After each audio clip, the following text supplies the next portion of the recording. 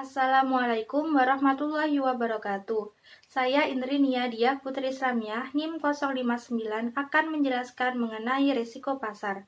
Resiko pasar merupakan resiko perubahan harga pada posisi neraca dan rekening administratif termasuk transaksi derivatif akibat perubahan secara keseluruhan dari kondisi pasar, termasuk resiko perubahan harga option.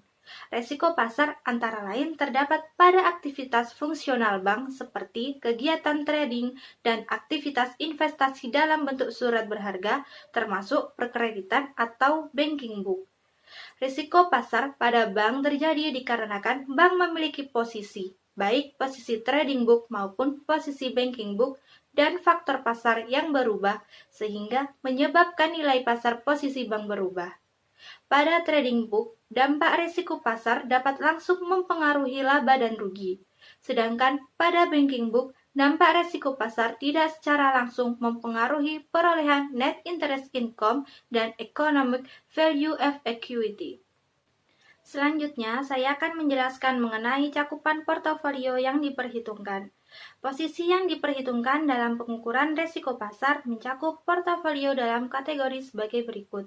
Yang pertama, untuk instrumen yang terekspos suku bunga, perhitungan risiko pasar hanya mencakup portofolio trading book. Untuk instrumen yang terekspos nilai tukar, perhitungan risiko pasar mencakup portofolio trading book dan banking book. Yang ketiga, saya akan menjelaskan mengenai faktor risiko pasar. Secara umum, jenis risiko pasar dibagi menjadi 4. Yang pertama yaitu risiko suku bunga atau interest rate. Risiko suku bunga merupakan potensi kerugian pada posisi neraca bank yang timbul akibat pergerakan suku bunga di pasar yang berlawanan dengan posisi, sehingga harga pasar dari posisi bank menjadi turun nilainya, atau risiko pada transaksi bank yang mengandung risiko suku bunga. Yang kedua yaitu risiko nilai tukar atau foreign exchange risk. Risiko nilai tukar merupakan potensi kerugian pada posisi valuta asing milik bank yang nilai dalam valuta domestik menurun akibat terjadi fluktuasi nilai tukar. Risiko nilai tukar biasanya timbul akibat bank memiliki posisi terbuka valuta asing dan terjadi perubahan nilai tukar yang menyebabkan nilai yang dinyatakan dalam valuta domestik menjadi turun. Yang ketiga yaitu risiko harga ekuitas atau saham. Risiko harga ekuitas atau saham merupakan potensi kerugian pada nilai pasar posisi bank dalam bentuk saham akibat fluktuasi harga saham di pasar. Risiko ekuitas dapat terjadi karena adanya perubahan harga saham atau portofolio saham yang dimiliki oleh bank.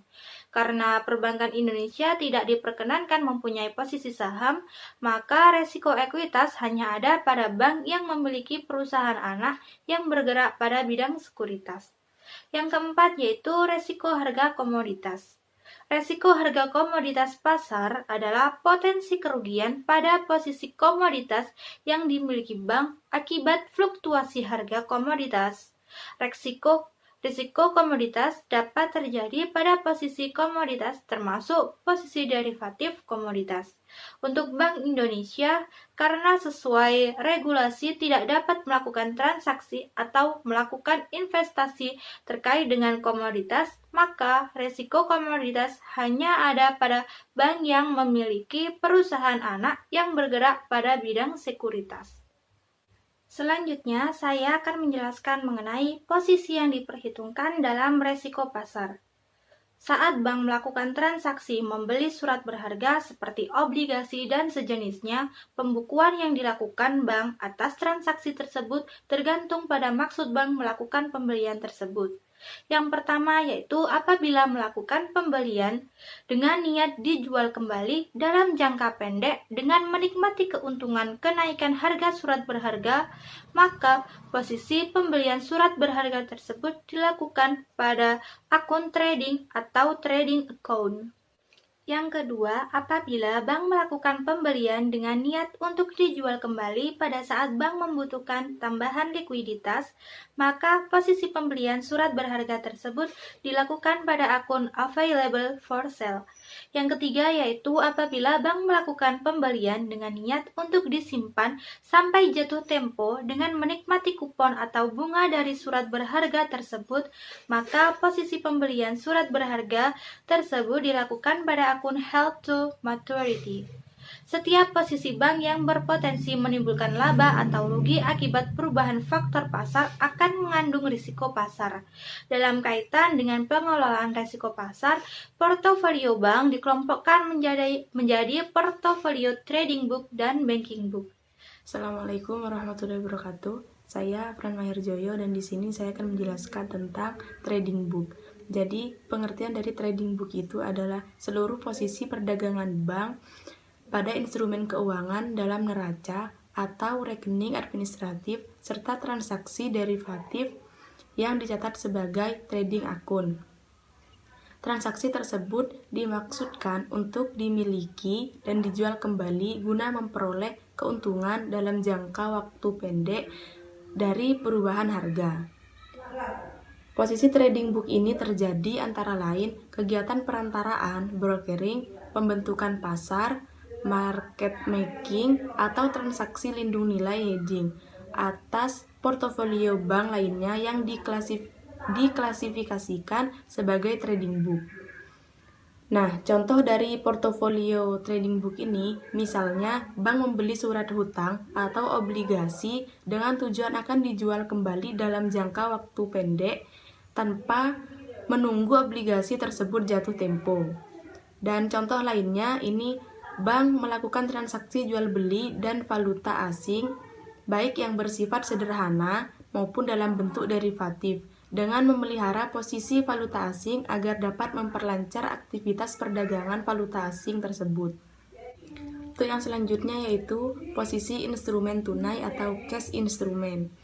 Nah, posisi instrumen tunai ini terdiri dari surat berharga jangka pendek dan jangka panjang. Untuk surat berharga jangka pendek ini yang pertama ada sertifikat Bank Indonesia. Surat berharga dalam mata uang IDR yang diterbitkan oleh Bank Indonesia sebagai pengakuan utang dengan jangka waktu pendek sampai dengan 12 bulan.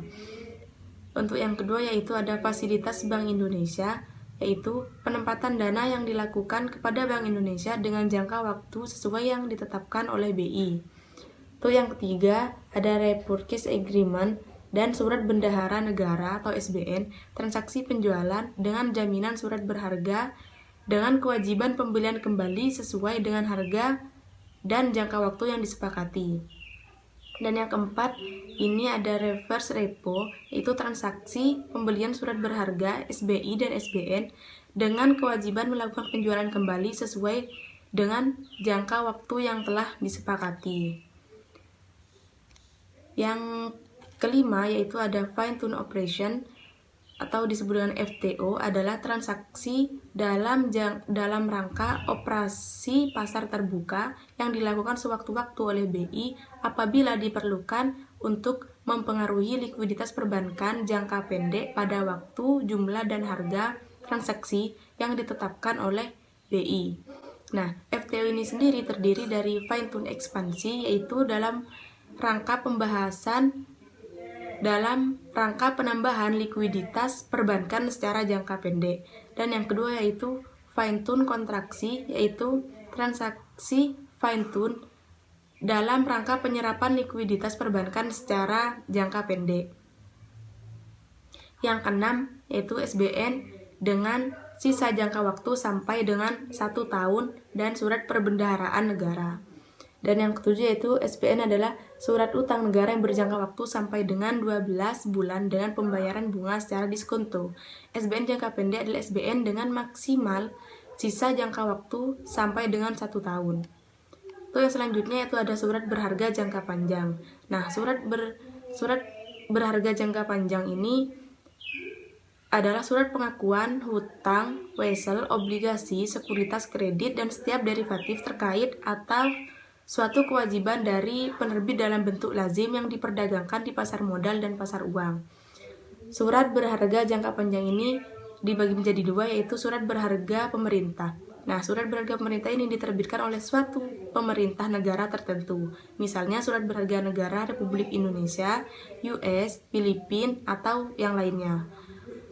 Untuk yang kedua yaitu ada surat berharga korporasi. Surat berharga korporasi ini diterbitkan oleh perusahaan termasuk bank, baik milik pemerintah maupun swasta di dalam maupun di luar. Yang selanjutnya yaitu ada instrumen derivatif. Derivatif ini maksudnya suatu instrumen keuangan atau kontrak lain yang memperoleh nilainya dari pergerakan harga, nilai tukar valuta asing atau suku bunga dari instrumen keuangan atau aktiva yang mendasari instrumen derivatif dapat digunakan sebagai instrumen dalam melakukan hedging.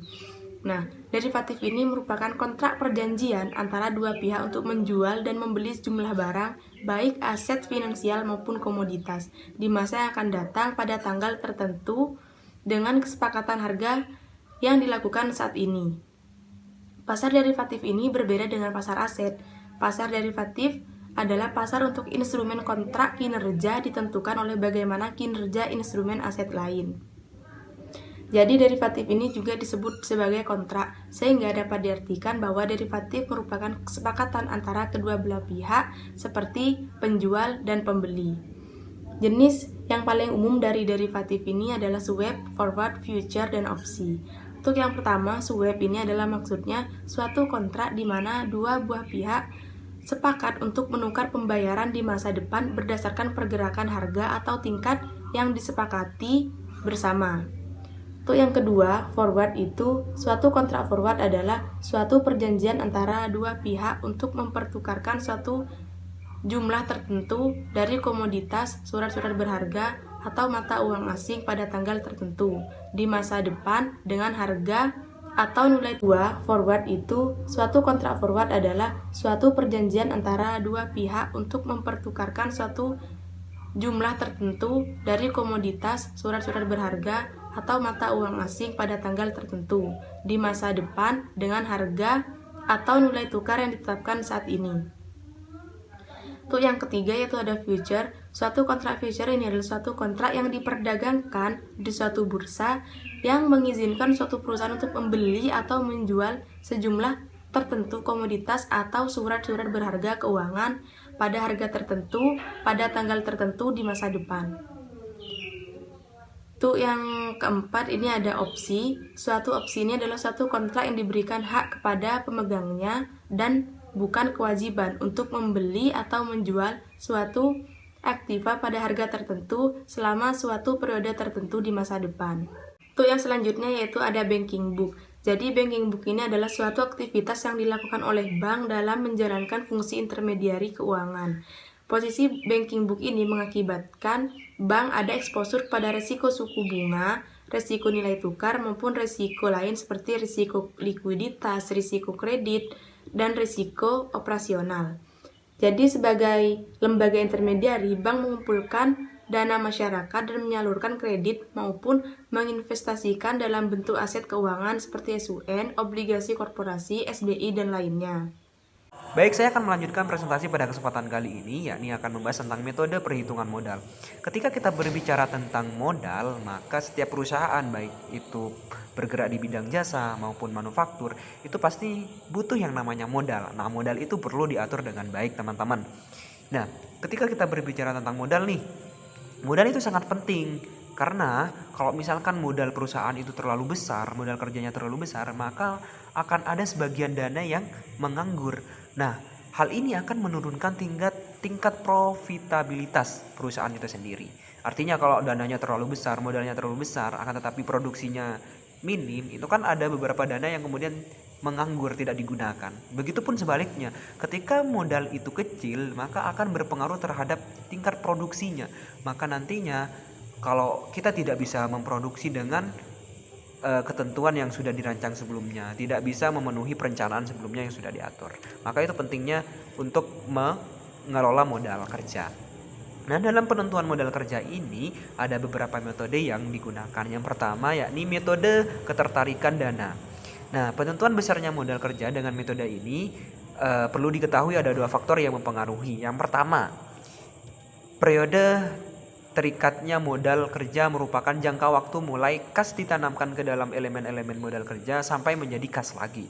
Artinya, semakin lama periode keterkaitannya modal kerja akan semakin memperbesar jumlah kebutuhan modal kerja. Demikian sebaliknya, bila periode terikatnya modal kerja semakin kecil, kebutuhan modal kerja juga semakin kecil. Kemudian yang kedua, proyeksi kebutuhan kas rata-rata per hari. Pengeluaran kas per hari merupakan pengeluaran rata-rata setiap harinya untuk keperluan bahan baku, bahan penolong, pembayaran biaya, pemasaran, dan lain yang sebagai macamnya. Jadi ada dua faktor yang mempengaruhi. Yang pertama ada masa keterikatan antara keduanya. Kemudian yang kedua adalah proyeksi kebutuhan kas rata-rata. Kemudian metode yang kedua yakni metode perputaran modal kerja. Metode ini merupakan metode untuk menentukan kebutuhan modal kerja dengan memperhatikan perputaran elemen pembentuk modal kerja itu sendiri. Nah, kita memperhatikan elemen pembentuk modal kerja itu ada apa aja?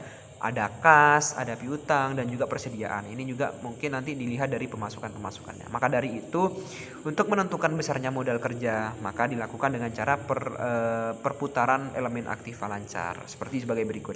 Yang pertama, menghitung elemen modal kerja dalam bentuk kali.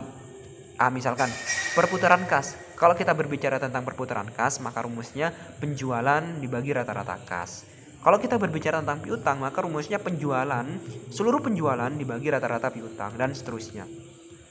Baik itu menghitung perputaran elemen modal kerja dalam bentuk hari misalkan. Ketika kita berbicara ingin menghitung perputaran kas, maka jumlah hari kan dalam satu ini ada 360 hari, maka dibagi rata-rata kas, dan seterusnya.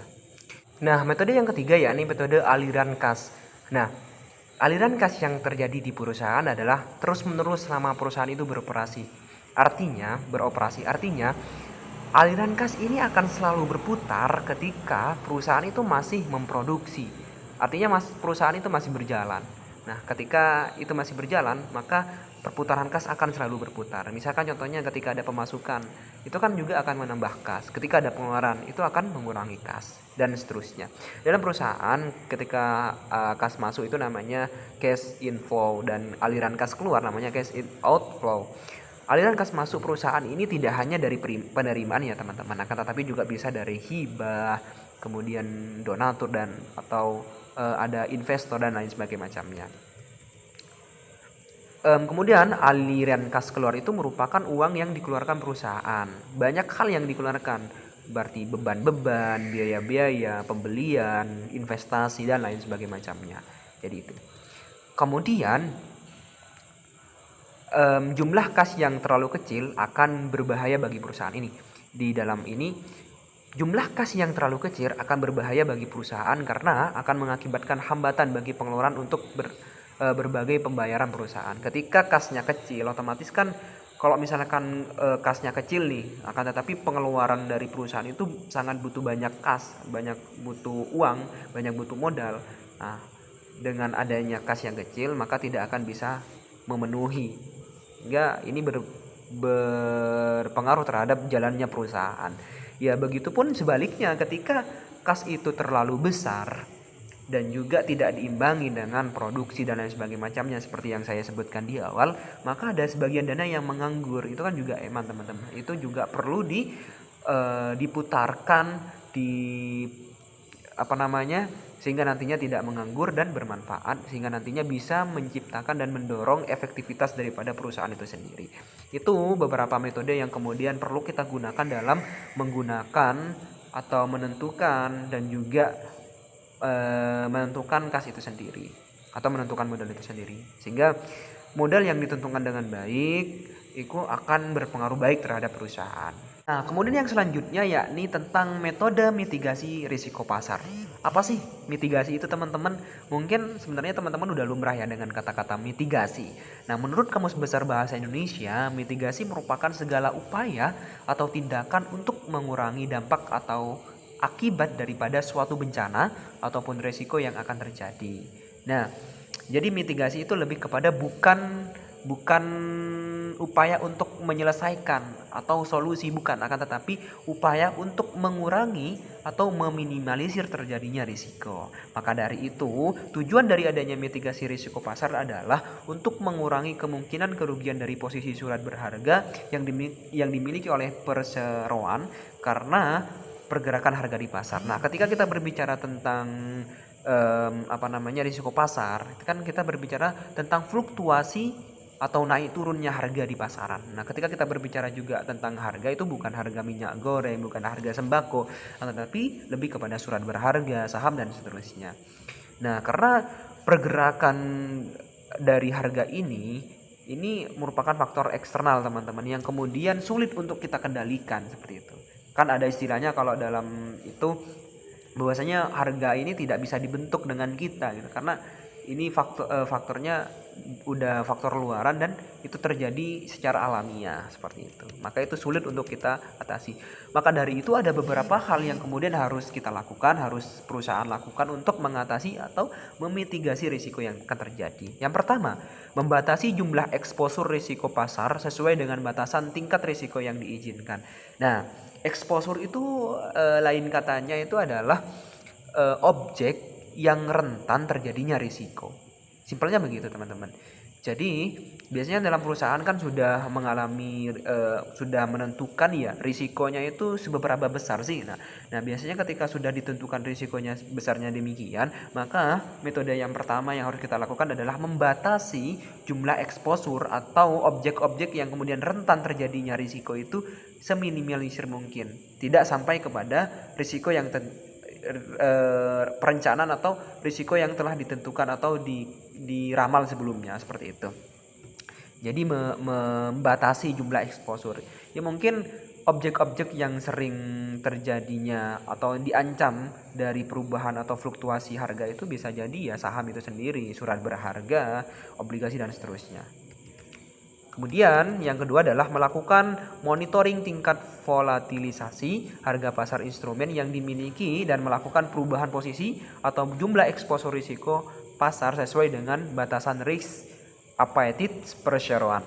Nah, batasan maksimum portofolio ini yang terekspos risiko pasar dibatasi berdasarkan risk tolerance atau toleransi risiko artinya toleransi terjadinya risiko yang ditetapkan oleh perseroan dengan ukuran besar risk base capital yang disediakan untuk risiko pasar. Jadi itu tadi sudah ditentukan sebenarnya, sudah diramal bahwasanya ini loh risikonya sebesar ini. Jadi harus diminimalisir. Nah, besaran risk based capital untuk risiko pasar ditetapkan secara tahunan. Dalam hal ini terjadi lonjakan volatilitas pasar, perseroan dapat menetapkan risk based capital yang lebih konservatif atau menambah risk based capitalnya agar besaran nominal eksposur risiko pasar dapat dipertahankan. Jadi hampir nyambung dengan yang pertama ya. Kemudian yang ketiga adalah melakukan hedging atau lindung nilai atas posisi yang dimiliki. Jadi ketika kita sudah melakukan beberapa tindakan yang di awal tadi, maka kita harus juga melakukan hedging atau lindung nilai terhadap sesuatu yang kemudian dianggap kita sudah aman, dianggap sudah paten. Kita harus lindungi, jangan sampai nanti itu juga terancam dengan adanya fluktuasi harga. Nah, apa sih hedging itu, teman-teman? Hedging dalam pengertian umum yang dikatakan adalah suatu cara yang dilakukan perusahaan untuk menurunkan tingkat fluktuasi harga bagi komoditinya atau untuk mengurangi risiko akibat fluktuasi harga yang sangat tajam. Jadi sekedar melindungi sih sebenarnya. Maka untuk melindungi ini butuh skill khusus gitu. Maka dari itu prinsip hedging itu adalah menutupi kerugian posisi aset awal dengan keuntungan dari posisi instrumen hedging. Jadi kerugian posisi awal itu ditutupi dengan aset yang kemudian setelah di hedging gitu. Kemudian sebelum melakukan hedger hanya memegang sejumlah aset awal misalkan. Setelah melakukan hedging, hedger memegang sejumlah aset awal dan sejumlah tertentu instrumen hedging dan seterusnya.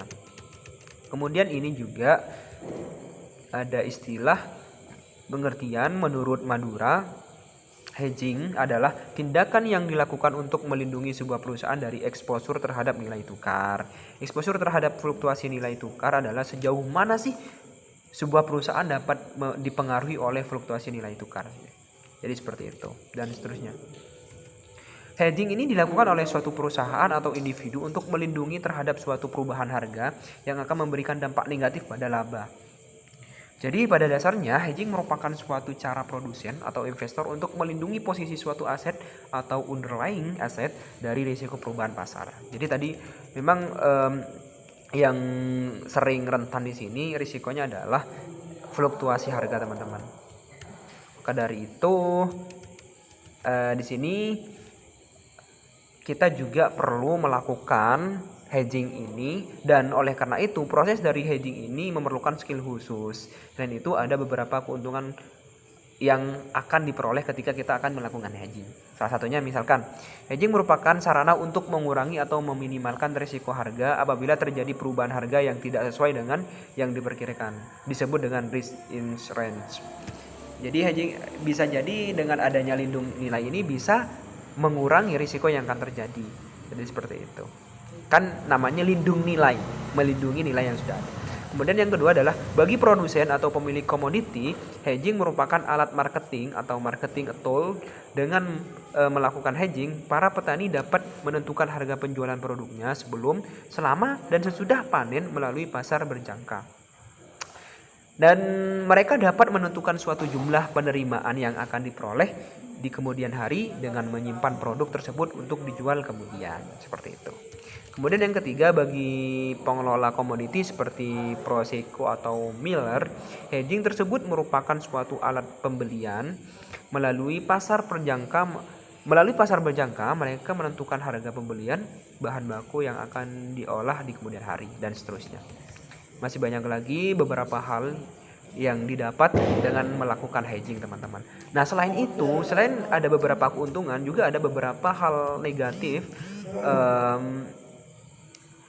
atau kerugian yang akan kita alami ketika melakukan hedging ini. Yang pertama, risiko basis perkembangan harga di pasar fisik kadang-kadang tidak berkorelasi secara wajar, tidak searah gitu dengan pasar berjangka, sehingga risiko yang ada tidak sesuai dengan perencanaan sebelumnya. Nah, ini kemudian karena risiko basis perkembangan harga di pasar itu kadang-kadang tidak berkorelasi secara wajar, kadang ya. Artinya tidak wajar itu tidak sesuai dengan perencanaan awal gitu. Jadi di luar ekspektasi kita. Kalau misalkan kita awalnya pengen membatasi risiko dengan demikian, akan tetapi hal yang terjadi di luar sana tidak sama dengan apa yang kita harapkan. Kemudian biaya dengan melakukan hedging, terdapat beban biaya bagi hedger, antara lain biaya angkut, biaya bunga, dan seterusnya. Tentunya ketika kita melakukan hedging ini, lindung nilai ini, perlu banyak hal atau effort yang perlu kita keluarkan, tidak hanya dari tenaga, tetapi juga finansial dan seterusnya. Mungkin itu yang dapat saya sampaikan untuk menutupi materi pada kesempatan kali ini. Kurang lebihnya mohon maaf. Wassalamualaikum warahmatullahi wabarakatuh.